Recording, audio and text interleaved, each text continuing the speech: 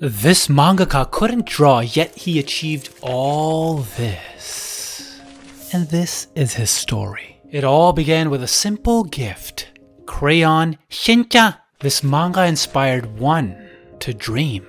One meaning the author. A dream to become a manga artist. A gag manga artist. So during his youth, one found it difficult to express himself openly. Throughout his elementary school days, his friends were mostly interested in sports and popular video games. He thought if they knew he drew manga, it would make him appear uncool. And this fear led him to keep his artistic talents a well-guarded secret. Okay, wait a minute. First of all, who the said manga is not cool? From middle school to college, his friends also liked manga, but none of them drew manga of their own. This made him feel somewhat embarrassed, so he ended his student life without showing or telling anyone that he drew manga. He didn't even tell his own family. Seriously? Why, senpai? Is he shy? No. In his interview with Yamada Reiji, one explained that his hesitation wasn't due to shyness, but he knew that writing manga is not what his parents wanted him to do. Honestly, screw parents. Am I right or what, guys? Well, not all the time, but you know what I mean. Sometimes. Sometimes they're right. Sometimes they're right. Let's admit it. That's why he drew alone, read manga alone, and carefully kept his drawings and manga hidden inside his desk, shielding them from everybody's number one fear, rejection.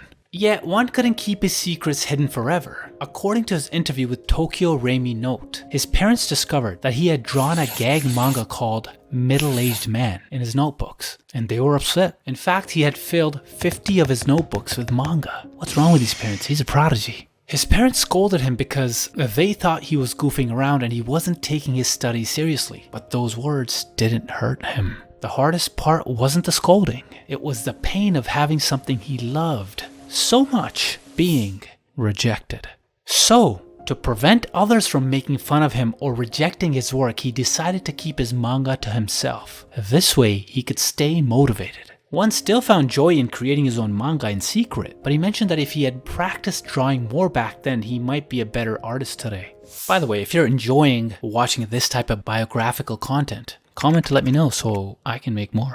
One kept his dream a secret until he entered college and started publishing his webcomics. So he created his own website, but he didn't start making manga right away. Instead, one began with strange and funny drawings, like this kid with a huge cleft chin.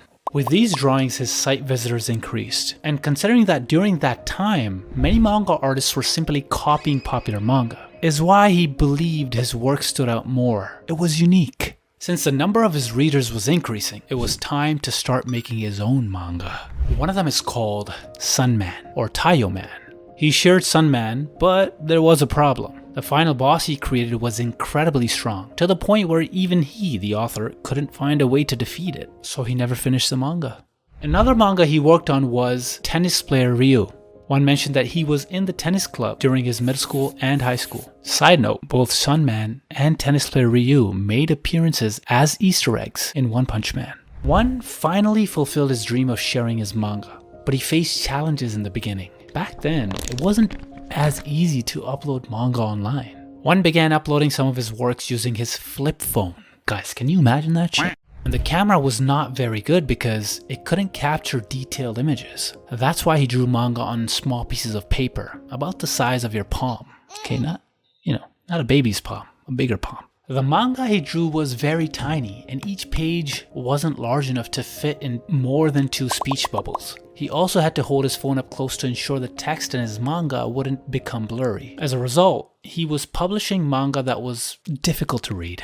It wasn't until his friends started drawing with a PC that one quickly switched to a PC and began uploading manga on a website called Nietzsche. Nietzsche sounds like a site for NEETs, am I right? By the way, for those of you uneducated people who don't know what NEET stands for, it means not in education, employment, or training. But Nietzsche is actually a community that includes students, working adults, and amateur and semi-professional manga artists. In fact, several manga creators began their careers as amateur webcomic artists on this website, including the author of Tokyo Ghoul, Sui Ishida, and Tatsuki Fujimoto, the author of Chainsaw Man and Fire Punch. When One discovered this site, he was incredibly motivated to draw manga, equipped with a laptop and a graphics tablet. This is when One Punch Man began. Heroes in manga, were often portrayed as hot and sexy, but not this guy. One took a different approach. The world is full of cool-looking heroes, says One. He didn't want to add yet another hero who looked like a supermodel. I personally respect that. To him, appearance wasn't the most important thing when creating a hero. He believed that a hero's true coolness comes from their spirit, not their looks. One is a big fan of shonen manga, but he had a different idea for his story. He wanted the first chapter to feel like the last chapter, where the hero is already incredibly strong. He said that he wanted his main characters to live normal lives, because even living an ordinary life is challenging. He wanted to show Saitama rushing to sales events, and Mob, despite his incredible psychic abilities, still struggling with popularity among girls due to his extreme shyness and poor communication skills. Yeah, Mob needed help. One also loves to create plots by mixing serious and funny elements together. This type of storytelling is influenced by Crayon. Shin-chan.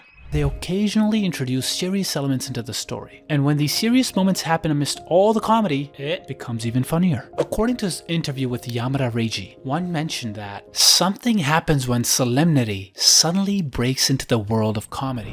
One Punch Man initially was intended to be a practice project for One. However, in 2009, One Punch Man was published and shared on Niche, and to One's surprise, it quickly gained popularity. As it garnered more attention, he became excited and continued to create new chapters. With each update, One Punch Man began to receive positive comments, and even well-known webcomic artists like Takusu Totsuka-san, the creator of Oshan Manabu, started sharing it on their own blogs. Now that's what you call ultimate marketing, my guys. Free.